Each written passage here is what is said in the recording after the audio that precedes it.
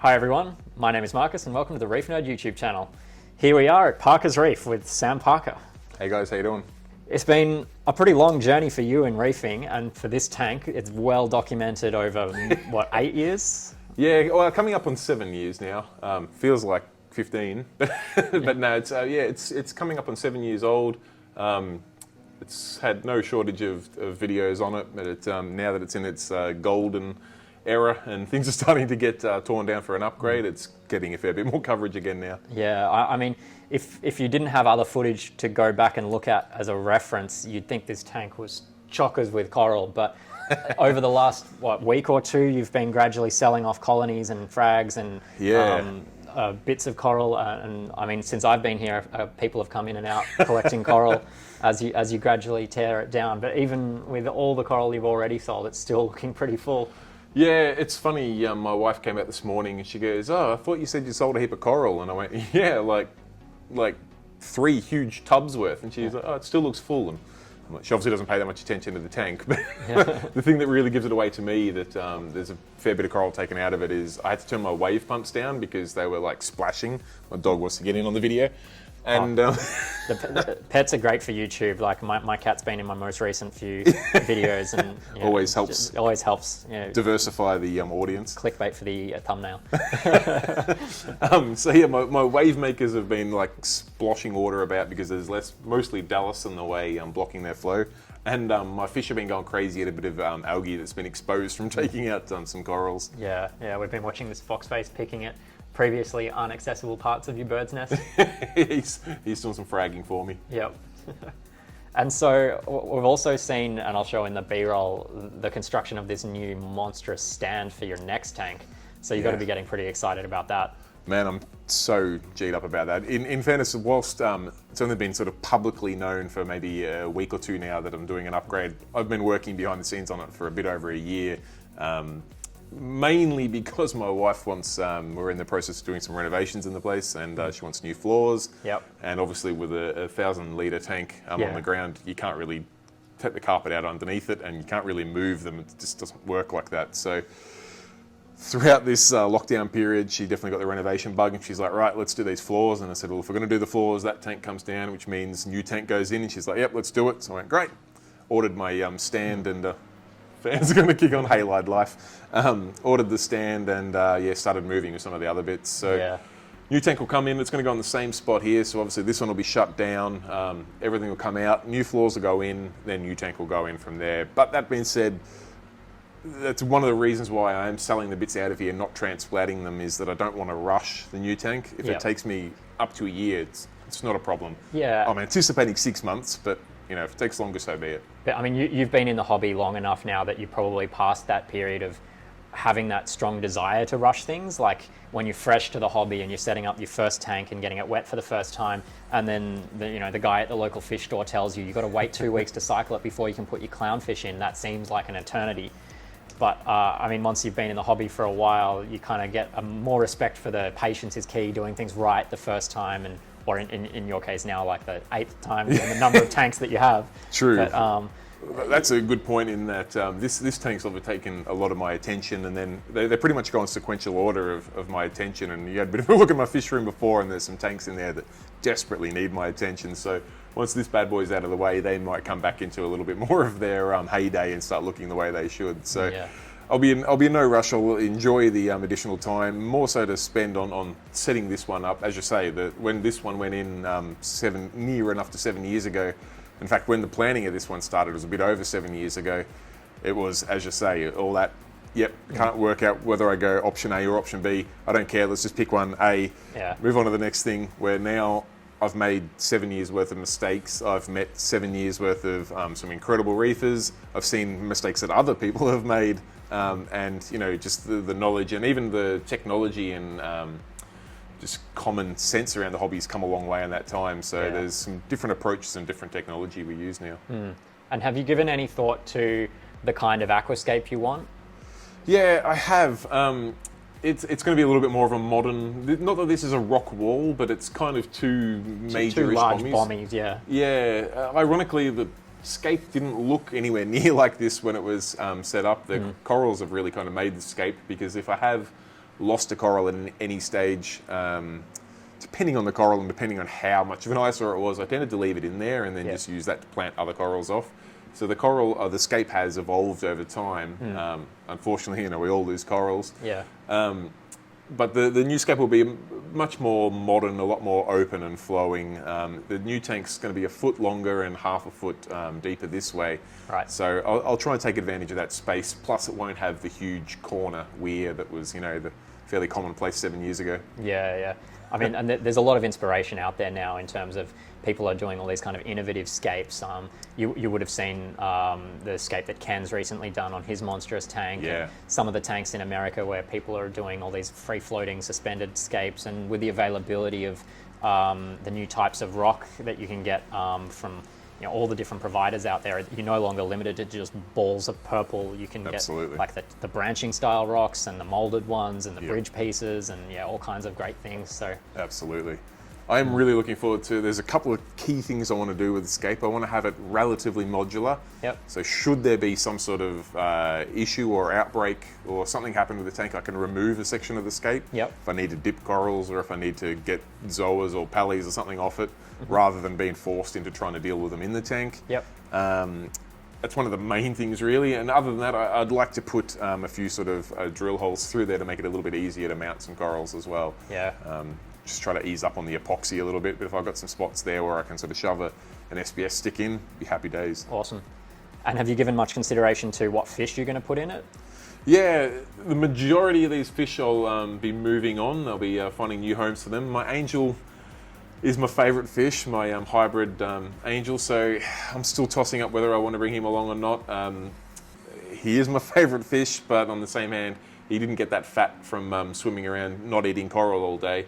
Right. So my SBS used to get a significant more amount polyp extension before I had him, so it's a real double-edged sword with that fish. He's a stunning little creature, but we'll see. Maybe he needs to go into his own tank. Possibly. That isn't your coral centerpiece tank. Quite possibly. But that being said, we've made exceptions and learned to live with him in there, so I don't know. I probably will make the nod across. The fish list in the new tank, it's in full disclosure, hasn't been bedded down just yet. But I will go a different path. I won't have the hogfish that I've got in here now. I've tried wrasse a couple of times and the hogfish just won't have it. I can't get that hogfish out. I've tried various traps. He's way too smart. So there won't be a hogfish, which will open up a few opportunities for some wrasse and things in there that I haven't been able to do before. Yep. Same sort of deal with the coral. I don't want to replicate the tank I've got, so I do want to deliberately try to push myself out of my comfort zone a little bit and do some things I haven't done before. Otherwise, there's no point shutting this down. Yep. So I'm still having that mental arm wrestle with that concept at the moment as to how much of the old tank I bring across and how much of it I completely start from scratch. Yeah. I mean, it must be exciting to have like sort of a blank slate to be able to say, I want to start from frags across the board, or maybe some large colonies here or there. But have you given much thought to that?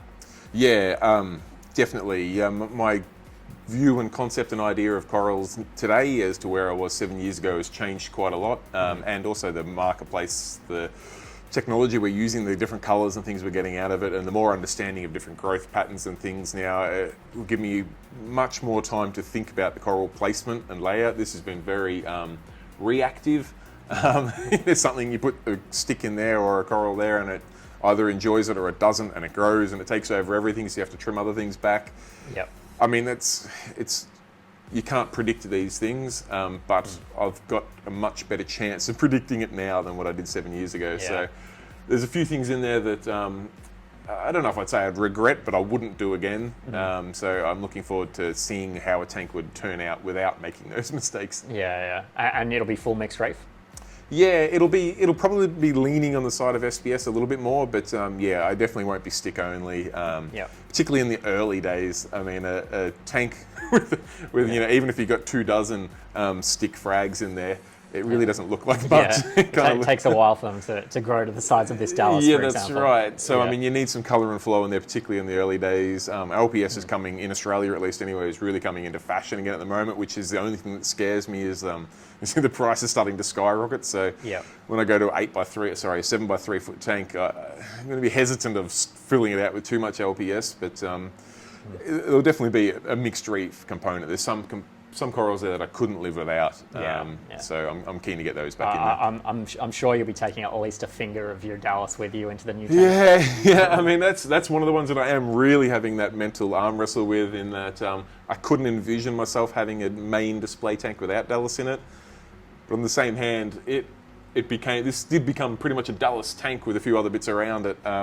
So I guess I'd probably just be a little bit more aggressive with the cutters, where when I had this one in, when I put this one in about six and a bit years ago, and I put it in as one little stick, and then watching it grow, I couldn't imagine trimming it back, because it was amazing seeing this coral grow to, a full bear hug size worth of sticks. So now that I know that I've proven to myself that I can do that, I'm less inclined to let it get that big and destroy underneath shade and block flow and stuff like that. So I possibly will make a room for a little bit of Dallas in there. And just be a bit more bonsai happy with it, and just keep it smaller. Yeah, now I'm much more confident in cutting corals back. I used to be a little bit, I don't know whether it was lazy or whether I was a naturalist or whatnot, but if two corals started growing towards each other, more often than not, I'd let them go and just see what happened. Let the strongest one survive, because I figured that's going to be the best one in my tank anyway. That worked well in some instances, but I did lose a few corals that I wish I'd intervened a little bit earlier. Yeah, I mean, you've seen my tank, and I'm working with a lot less space than you, but my coral density is... Oh man, you were the bonsai master. Not advisable is my coral, unless you are prepared to do a lot of bonsaiing and really understand coral warfare. I wouldn't put them as dense as what I've done, but it can be done, absolutely. Absolute bonsai master. I reckon you've got double jointed elbows or something, because the way you trim those corals in there, mate, it blows my mind. You just have to use tweezers and nail clippers. Just don't use the same nail clippers you want to use on your toes. That's a surefire trip to the hospital. But yeah, I think bonsaiing coral is actually something that we might see a lot more of in the hobby. I've seen some photos recently coming out of Sustainable Reef. Shane's been experimenting with it and making some really cool shapes. I've actually got something that I'll be showing on my channel pretty shortly, where I had a coral growing up, like all coral do, up towards the light. This is a bird's nest. And then I cut off the branch, turned it upside down, and left it for another 3 months, and it's done full loops back around. So you can make some really interesting shapes with SPS just by bonsaiing them and changing the angle that they grow at, because you always know they grow towards the light. So taking some of the learnings from that, we'll see some pretty interesting stuff in the future as people get more into it, I think. One of the ones I've seen do that really well is Eric from ARC Aquariums in Sydney. He does what he calls micro-fragging, where if he goes in and does a session of fragging and cutting back a coral, you just about always end up with a dozen little chips where you've just knocked the tip off something. He basically glues them on almost like a crystal dust onto a tile, so he ends up with about 8 different little speckles on there, and the survival rate they have of them is quite impressive, and they end up with these ridiculous growth patterns of all these little micro frags growing on one tile that create these really cool little bonsai setups. And it's a really good way to experiment with coral aggression without risking your larger colonies, because you can put a frag of something next to a frag of something else, like a micro frag, and actually find out which one of these wins, who's the more aggressive, and in what way do they attack each other. Absolutely. And then make decisions based off that. Play it on a small scale before you let it loose in your tank. Exactly right. And I guess the last topic is everything underneath the tank. So you've got obviously a huge amount of equipment running on this, and I think your approach to reefing is pretty well known, which, if I was to summarize, would be calcium reactor, auto water change, and sulfur reactors for nutrient control. Yeah. And to be honest, I'll probably go a pretty similar path on the new tank. Same with halides. So there's a number of old techniques I really like there. Metal halides, calcium reactors, as you say, sulfur reactors, although that's the one I could possibly be convinced into trying a new technique where you aerate media for 12 hours at night and things like that. I haven't got that far yet, but calcium reactor will be an absolute. Auto water change will be guaranteed. I'd never do another reef tank without auto water change. You and me both. It's the single thing I always tell people is the greatest path to success is automate your water changes. Absolutely, because no matter how motivated and excited you are at the start, I mean, life happens. And if you're doing water changes every day or every week, or even whatever your schedule is, if it's automatically happening, no matter what's going on with your family, your work, or your energy levels, your tank's on the right path. The water change will fix most issues. So they're absolutely locked in. The sulfur one, I'm not sure yet. That's a really interesting piece of kit that I've never got any exposure to other than watching your videos. So Sure. it'd be something I'd be interested in trying in the future. But you've been doing it for quite a while now, haven't you? the Yeah, sulfur man. reactor, so- I had a small sulfur reactor on this when it was first set up. So it's been near enough 7 years. About, I don't know, maybe about 8 months into running in the tank, I upgraded that to a bigger sulfur reactor. So I've played with them for a fair while now, and I like them. I haven't seen any adverse effects, only positives. I guess probably the only downside to them is getting your head around how it works. Yeah. And I've put a video out to try and simplify that as much as possible. I'll link that video above. For those of you that don't know, sulfur reactors are for primarily nitrate reduction. Absolutely, yeah. They're a nitrate beast and fairly well self-fueling. You don't have to replace the media very often. There's very little you can do wrong once you get it into the ballpark. I mean, if you put a sulfur reactor the size of a football field on a tank like this, you'll have problems, or if you put one the size of your thumbnail, it's not going to work. But if you get the ballpark right, it will basically self-tune from there, which that sounds great to me. Yeah, really helpful. Anything that sort of is self-limiting is a good thing in this hobby because it prevents us from making mistakes. Yeah, it's human nature as well. When something's not working, you try to do more of it and more of it, and sometimes you're going the wrong way, you need to do less of it. So something that will, if you get it in the ballpark, it'll self-control. They're pretty good. So I can't see myself going away from it, but I know the new age is to have, all your ceramic medias that you then aerate and not aerate to get different bacteria, anaerobic and aerobic and all that sort of jazz. I don't know. Again, it's that mental arm wrestle of, do I go back to what I know or do I try something new? And I'm trying to do a bit of both. Yeah, I mean, we've all got, the ceramic media in our tank, and most of us went down the path of originally getting the cubes, what are they called? The MaxSpect Biospheres, or the cheap ones, Marine Pure. Yeah, Most of us went down the path of originally putting in Marine Pure cubes, and then some more advanced ones came on the market, like the ones by MaxSpect and Mantis and a bunch of other companies. They're more solid, and they're now doing spherical versions of all of those, which are good for smaller tanks or even big tanks if you need a lot of them. But the idea of aerating them or not, I think there's a lot of confusion about that and not a lot of hard evidence one way or the other. Definitely. So it would be good to see more people testing that out. Yeah. Well, that sort of, the aerating thing started with like scoria. So just like gravel you get from the hardware store. Yeah, people like aerating volcanic rock from Bunnings, right? So that seems to be the new age thing. I really know next to nothing about it, so I'm hesitant about it, but then again, that is kind of the purpose of the new tank, so maybe I should, and I'll just keep the sulfur reactor in the shed in case I revert to my old ways. What about like refugiums or algae scrubbers or Cato reactors or anything like that? Yeah, so I run an algae reactor now. Probably doesn't give me the results I'm really after, but that could well be because I've, dipped my toe in the water in a few areas. Like running sulfur reactor on GFO, and then try to run an algae reactor as well. So they outcompete one, outcompetes the other. A refugium's a dedicated refugium with a good high-powered Kessel light or something like that on it is something that I'm fairly keen on, leaning towards. But I'm still working out the footprint that I've got for my sump, how much room I keep wet, how much I keep for electrical. So it'll all come down to how many things I can fit in there. Just bear with me a second to get this cat before he eats the bird. Just watching him behind you, just like, don't eat the bird. Yeah, I mean, as you know, the primary filtration on my tank is the algae scrubber, the Rain 2 algae turf scrubber, which is a waterfall style scrubber that grows green hair algae.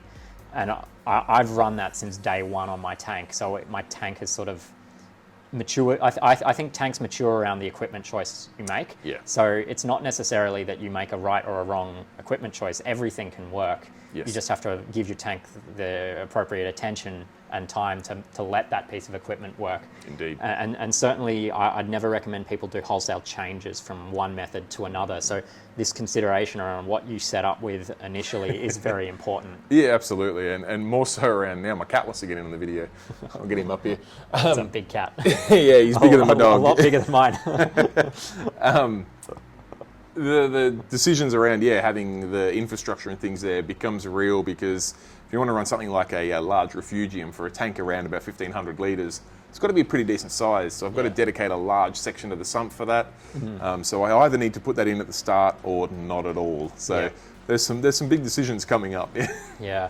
I mean, I've never personally run a Cato reactor because I've always had the Rain 2, but that's another option as well. That sort of sits in between going full-blown algae scrubber or refugium, which is a sort of free-for-all box. Yes. And then you've got the Cato reactor style one. But you know, they all have their pros and cons. They do, absolutely. Yeah.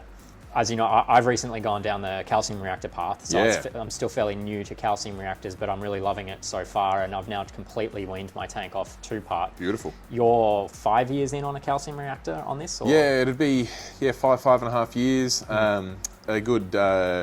Actually, at the time, the president of Massov, a local reefer here that had been in the game for like 20 years, 30 years maybe even, came over and saw my tank and saw how things were going after it was about 3/4 of a year to a year old, and he goes, yeah, you need a calcium reactor. And I was still pretty new then. I'm like, I don't even know what that is. I'm dosing calcium, it's fine. And he's like, nah, it's one unit that does Everything. Does pretty much everything. What was considered at the time everything. Trace elements were pretty new then. Yeah. So it did do a bit of trace, probably not as much because you're melting coral skeleton, not full coral Not flesh. Yeah. But I must admit, I was having trouble dosing before that, where I just could not get. Every time I tested out of alkalinity, calcium, magnesium, I don't think there was ever once in my life where I had all three exactly where I wanted. Yeah. I'd get one right and the other one would drop, and then I'd get that right and then the middle one would drop, and then Yeah. I was constantly chasing my tail. And then within like a month of putting the calcium reactor in, the all three of them just It all leveled out. locked in and just did not move. And I went, people say calcium reactors are so hard. I couldn't think of anything easier. Yeah. It's so much easier than working out, if I increase this by 5%, how do I increase that by 5%? But then you've got to adjust magnesium because the ionization and all this jazz. Just melt more coral bone. Happy days. Yeah. I'm loving the calcium reactor as well for that reason. And I've been recently running ICP tests in an attempt to sort of get a feel for what trace element is contributed by the calcium reactor Yeah. and what isn't. And I don't think it will answer the question of what is contributed, but it will certainly answer, at least for my tank, the question of what it's not contributing enough of. Yeah. And then from there, I can tailor my Coral Essentials, Reef Anabolics, or any other trace program that I might choose to use to fill in those blanks, because that's one of the big progressions in the hobby is the focus on trace elements and the results you can get with them. You run Coral Essentials trace? Yeah, I run Coral Essentials trace on this tank, and I run ever since I've had the calcium reactor. Well, I didn't dose trace elements before the calcium reactor, and then when I put it on, I saw a huge improvement in the tank, which I contribute. At the time, I contributed to the stability, but now I contribute to the stability and the addition of some trace element. Yep. Then when I got into trace elements, maybe a year or two after that, I saw a similar sort of improvement again. Yep. Full disclosure, though, I've done a number of ICP tests and been running calcium reactor all that time. I run the trace elements at about half of the recommended dosing. Yeah. So but I mean, every tank's different. Who knows what my rock and my substrate and everything's contributing, but I find, and also the media in your calcium reactor, but I find my calcium reactor supplies about half of my trace needs. I could go back and watch your ICP test videos to answer this for sure, but is your general trend in your ICP tests that of most elements are slightly depleted, or do you have some standouts that are well above where they should be? Yeah, look, it's been a bit of both. Some things have been elevated at times, some things have been under. Normally the ones that are depleted are the ones that you either forget about dosing because they're difficult to test, or I don't know, just laziness. Like iodine's one that I drop the ball with that quite often. Yeah. Kind of forget about it. Yeah. Don't worry about hooking it up, or the container runs out and I go, yeah, it's fine.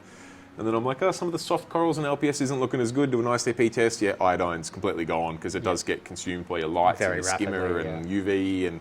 And so then I start dosing that again and everything looks great. Some other things, I've had lithium be up a little bit in this tank at times, and then I've had it be down a bit in other times. I mean, I've been fairly fortunate that most of the time things have been within range. Yeah, you get to the point where you start tweaking things a little bit. You might run elevated boron or something like that. But generally, since running the calcium reactor, things have been near enough.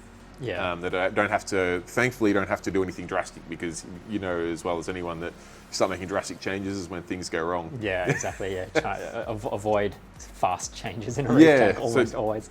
Most of the time when I get an ICP results come back, it'll go, well, I've been dosing 4 drops of this, I'm going to drop it to 3, or I'm going to increase it to 5. That's about the changes I've had to make. And they're nice and steady, and then I'll do another test in 3 or 4 months and go, no, I'm going to have to go to 6 drops, or 5's got it to where I want it to be. Yeah. Oh, well, there's exciting times in the hobby at the moment. I mean, we've got, you're setting up your new tank. You've just come off the back of Underwater Pet Expo. Yeah, yep. We're just sort of coming out of pandemic mode, hence why we're here in Thank person goodness. finally. Yeah. You know, because it was just before the pandemic that you came over to my place, and I was thinking, oh, we'll do the next follow-up video in a week or two, but unfortunately that didn't quite work out. Yeah, the World Health Organization had other plans, I guess, But for the future of the channel, you're getting some extraordinary. Oh, hello! You're getting some extraordinary growth on the channel, and all big things are happening. And I assume now that we are looking past coronavirus and that, you'd be looking towards the next Underwater Pet Expo of some description. Underwater Pet Expo definitely back on the radar again. We're just still sort of kicking ideas about it at this stage, because until we get some sort of certainties, because ultimately, you know, there's a few dollars on the line with something like this, so I don't want to start locking in venues and dates until I can be relatively certain that it can go ahead, because, well, I'm putting all my spare coin into the new tank, so I can't afford to guess wrong on a date trying to jump the gun. That being said, I mean, we were lucky, super lucky, that we got in 2020 probably about 2 weeks before things started to get locked down. So we're one of the few aquarium shows that actually got a 2020 event in. So we can start planning for 2021, which realistically we should be in the clear by then. But yeah, just not locking anything in. The show will definitely happen. Probably a little bit of not a spoiler, but a bit of an exclusive. I dare say at this stage it will be in Melbourne again. The whole scare of this pandemic has probably just reined things in a little bit, and we'll just have one less variable. We'll stay in the city we know, at a venue that we've done before, at least the greater venue that we've been to before. So yeah, we'll be looking 2021 Melbourne Showgrounds again at some stage. Awesome. I look forward to it. Anyone who watches my channel knows I had a great time at that expo. That was fantastic. Man, it was a lot of fun. I think I interviewed like every person there. And I met so many people that I'd only met online. It was. I was excited going into it, and then when I got there, the excitement only built, because it was just more than I expected and better in every way. It was fantastic. It's one of those things where I guess you get lucky with some things. Some things just worked out so much better than I had planned or imagined. Some other things, that we hadn't planned for, or just we could improve on. That was our first show, so overall, the show is absolutely smashing success, but the real scary thing is the number of things that we've identified that we can do better for next time is just going to take the show above and beyond. So I have to keep reminding myself how good it was, how successful it was, because I keep focusing on the things that we can do better. So when I think of it like that, I'm like, oh, it couldn't have been that good. But like I said, I need to remind myself that it was great and it's only going to get better again. So I am chomping at the bit to get stuck into the 2021 show, because we've got so many cool ideas to make it not just try to be an Australian version of what they get in America, but maybe even be like an industry leader and have the American shows look at what we're doing and go, these guys have got it right. Ambitious, but I mean, you got to aim high. Yeah, absolutely. And I mean, you're the right person to be at the helm, and the whole Australian reef scene, I think, is going to put their support behind you and really make it great. And like that was proven with the first show, and I think we'll just double down with the next one for sure. Hopefully, yeah. The involvement and appreciation the cat's coming back into frame. I'm not sure if you'll be on camera there. My pets have now obviously warmed to you. Luckily the budgie's outside. Get him on your shoulder. The support from the Australian industry for that first show. Look, yeah, I'm a hobbyist and I've got a YouTube channel, but I'm not an events manager, and it was an equally ambitious attempt at running a show like that, trying to do something of the level of something like Aquashella in America. And I really didn't cop that much flack. People in the industry just went, all right, yeah, we're in, and backed it, which was incredibly humbling. And I was just really happy to see the show turn out as good as it did, to at least give them something back for investing their time and money into the show, to say, look, you thought it'd be a success, I thought it'd be a success, but at the end of the day, it actually was a success. So, oh yeah, absolutely. Reward for effort was amazing. Yeah, no, and I think your choice to make it not just saltwater, not just reefing, but the full underwater pet expo. Yeah. Whilst initially to the reef scene might have been a bit of a shock, I think that proved you to be 100% right to do that, because not only did we all learn an enormous amount and get exposed to the other side of the hobby, but that sort of made the event so much bigger than it otherwise could have been. Absolutely. If it was just reef. like we all like to say, you know, like reefing's the better side, you know, come to the dark side of the force and all that kind of stuff. But we need both sides of the hobby, and bringing it together was key, I think. And that's one of the things we got a little bit lucky with, but it's also ironically one of the things that we can see grow so much more.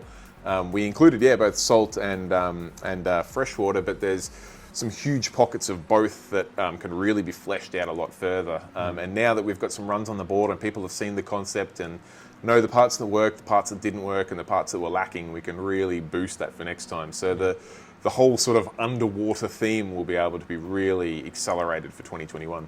Awesome. All right, well, it's been an absolute pleasure, Sam, and thanks for bringing me around, letting me see this amazing tank in person in its twilight years, just before you, you sell all the coral that's in its nursing home stage. But it's been an absolute pleasure as always. Thank you very much. Thanks, Marcus. Thank you, everyone, for watching. Thanks, everyone. My name is Marcus. This is Sam. You've been watching the Reef Nerd YouTube channel.